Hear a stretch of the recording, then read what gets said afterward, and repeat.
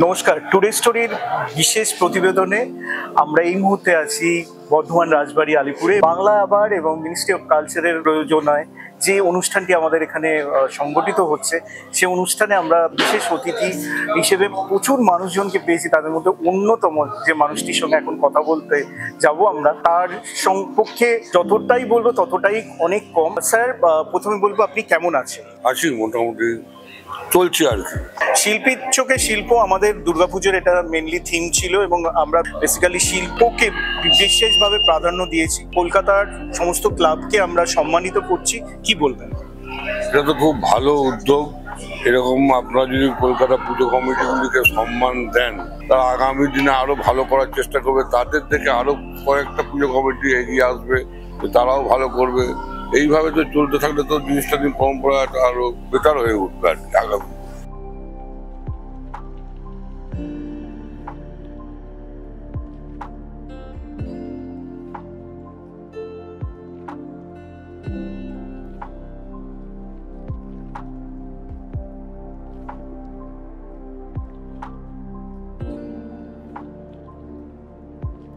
হাপিয়াদি, বাংলা আবার এবং ministry of কালচারের দুর্গা উৎসব সম্মান 1430-এ এসে তোমার কেমন লাগছে? প্রথমে আমাদের টুরিস্ট দর্শকদের। এটা একটা দারুণ ব্যাপার। এতদিন যারা কোনো রকম সম্মান পাননি, তারা এখানে আজকে আমাদের কালচারাল মন্ত্রক থেকে এবং বাংলা আবারের তরফ থেকে যে এইভাবে তারা মোটিভেটেড হয়েছে, এর থেকে ভালো সংবাদ আর কি হতে পারে?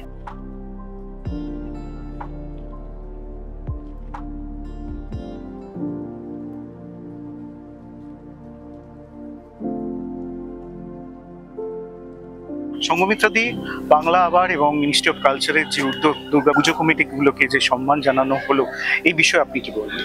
বাংলা আবার এটা গত বছরও করেছিল, এরকম পুজোর সম্মান আমরা দিয়েছিলাম এবং আমাদের মিনিস্ট্রি অফ কালচার অর্থাৎ তথ্য সংস্কৃতি মন্ত্রক আমাদের সঙ্গে রয়েছে এবং তারা যে আমাদের এই সাহায্য করেছে তার জন্য আমরা অত্যন্ত তাদের কাছে প্রতি কৃতজ্ঞ। আর আমরা এমন কিছু পুজোকে বেছে নিয়েছি যে পুজোগুলো সত্যি উৎকৃষ্ট মানের এবং এমন কিছু পুজো আছে যারা কোথা থেকে সেই সম্মান পায় না, তারা সেই অন্ধকারেই রয়ে যায়। আমরা বিভিন্ন জেলা থেকে সেই পুজোগুলোকে আমরা খুঁজে এনে তাদেরকে আমরা পুরস্কৃত করেছি, তাদেরকে সম্মান দিয়েছি।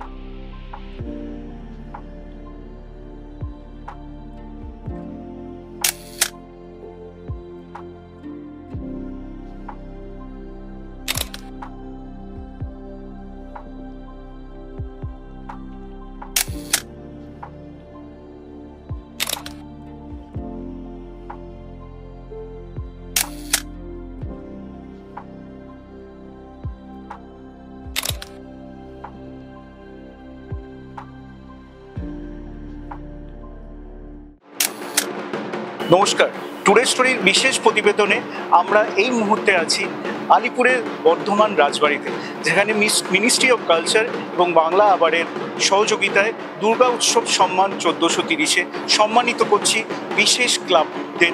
এবং এই সম্মানিত হয়ে তারা কি বলছে আসুন দেখে। আপনারা এই সম্মানে সম্মানিত হয়ে কি বলবেন? এটা একটা অন্যতম প্রচেষ্টা সরকারের, কেন্দ্রীয় সরকারের। আমরা গতবারেই আমরা এই অনুদানটা পেয়েছিলাম এবং তার ফলে কি হয়, আমরা পুজোগুলোকে সর্বাঙ্গীন উন্নতি করার চেষ্টা করি এবং এই আর্থিক সাহায্যটা আমাদের প্রচুর সাহায্য করে বিভিন্ন প্রোগ্রামের জন্য। তাদের কাছ থেকে জানতে চাইবো কেমন লাগলো তাদের এই সম্মানে সম্মানিত হতে। একটা অসাধারণ অভিজ্ঞতা হলো আমাদের। এরকম ভাবে সম্মান পাওয়া আমাদের কাছে একটা দুর্লভ, একটা স্বপ্নের। যদিও আমাদের কবিরাজ পাড়া বিষ্ণুপুরের একটি বনেদি পাড়া, সেভাবে প্রচারের আলোকে বিশাল বাজেটের একটা পুজো আমরা হয়তো করতে পারি না, কিন্তু বনেদিয়ানায় থেকে ঐতিহ্যকে ধরে রেখে সুস্থ সংস্কৃতির সঙ্গে থেকে আমরা আমাদের এই পথকে চিরায়তভাবে রেখেছি। আশা করি ভবিষ্যতেও এই পথকে রাখবো এবং ধন্যবাদ জানাই বাংলা আবার ভারত সরকারের সংস্কৃতি বিভাগ এই পুরস্কার আমাদের দেওয়ার জন্য। খুব ভালো লাগছে।